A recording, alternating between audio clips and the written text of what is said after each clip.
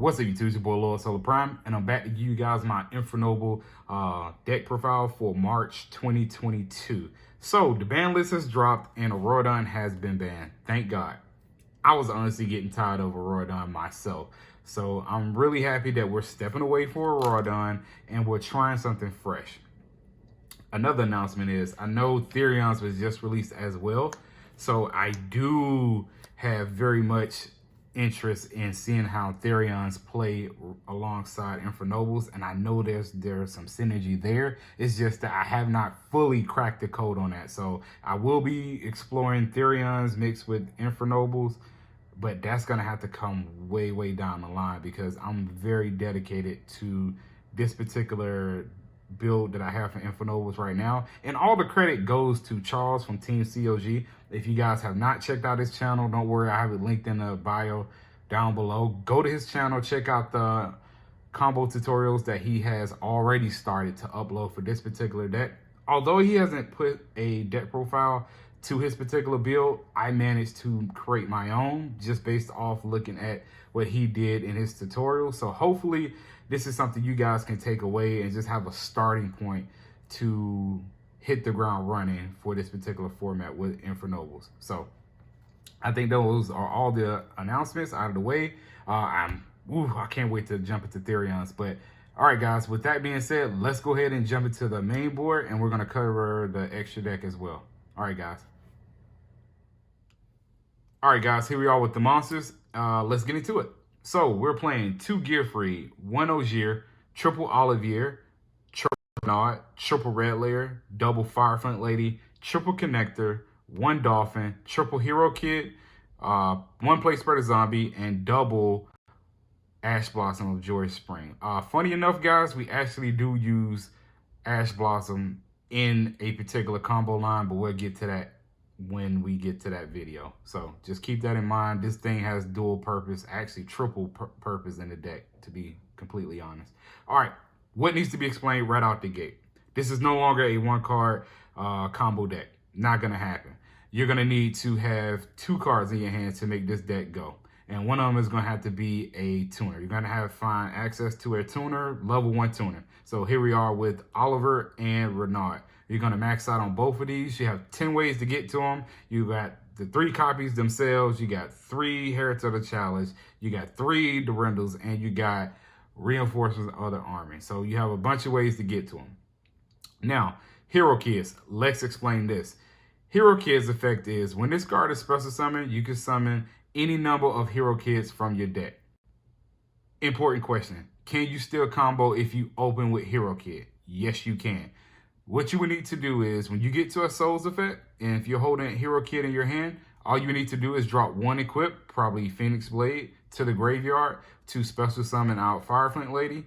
Once you get Firefront Lady on the board, you then would tribute Firefront Lady for her effect to special summon Hero Kid from your hand. And once Hero Kid hits the board, you special summon the other 2 Hero Kids from your deck, establish the tuner, and then you continue your combo on forward. So here are all the monsters of the deck. I think I explained the most important things of this at this point without going into combos and things like that. So let's move over into the spell cards. All right, guys, here we are with the spell and trap cards. Let's get it. So we're playing 3 Heretics of the Chalice, 1 Reinforcements of the Army, and triple Durendal. There's no wiggle room to play any less of these cards here. Moving on with the equips, we're playing 1 Living Fossil, 1 DDR, 1 Divine Sword, and 1 Metal Silver Armor. I'm still not a fan of playing multiples of any of these equip cards, but could I see an increase in DDR later down the line after a lot of testing has been done? Yes, that's the only card I can see being ran in multiples. Moving on, we're playing 3 Forbidden Droplets, 2 Cross-Out Designators, 1 Call by the Grave, and 2 Infinite Impermanence. This is a good time to bring up the fact that I'm playing Cross-Out Designator in this deck because a Sold is so important to us comboing off, and I want to make sure that I protect a Sold as best I can. So playing Cross-Out Designator to Cross-Out Designate Imperm or either Ash Blossom and Joy Spring, because those are the 2 critical hand traps that can totally disrupt ISO alongside of Effect Veiler, but hey, nobody really plays that much. But so I decided to play Cross-Out Designator over Triple Tactics Talents. And I know some other people might want to play Talents in the place of Cross-Out, but that's totally fine. When I first built the deck, I actually had Talents in here.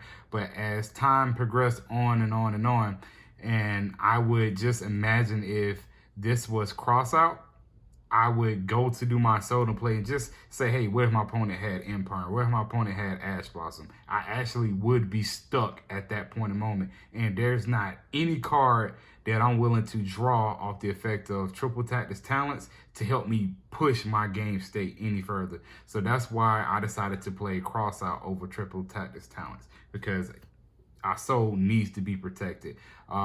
Just 2 with the Call by Grace should be enough, but I do have the 3rd on standby if I see that I need to increase it. So that does it for the spell and trap cards. Let's move on to the extra deck.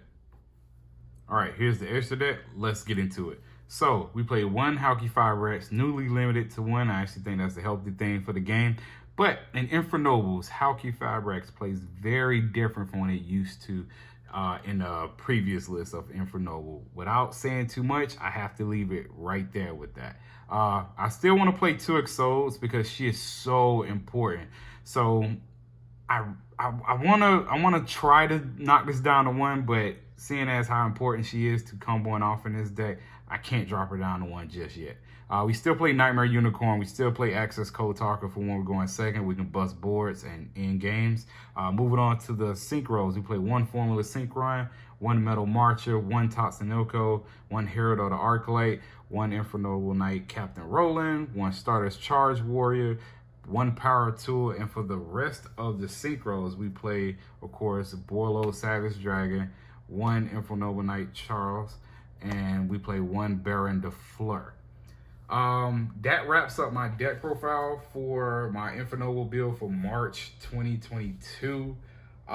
Please stay tuned for the combo tutorials to follow. It's probably going to be at least 3 videos of combos, but that's just to get everything out of my head. Like I said before in the beginning of this video, props to Team COG. I mean, Charles from Team COG. I really would not have the footing that I have if it wasn't for his combo tutorial videos. So please go over there, check him out, subscribe. Let him know Lord Solo Prime sent you over there. And that's going to be it for this video, guys. I can't wait to show you the videos, so please stay tuned. This has been your boy Lord Solo Prime, and I'm out, guys. Peace.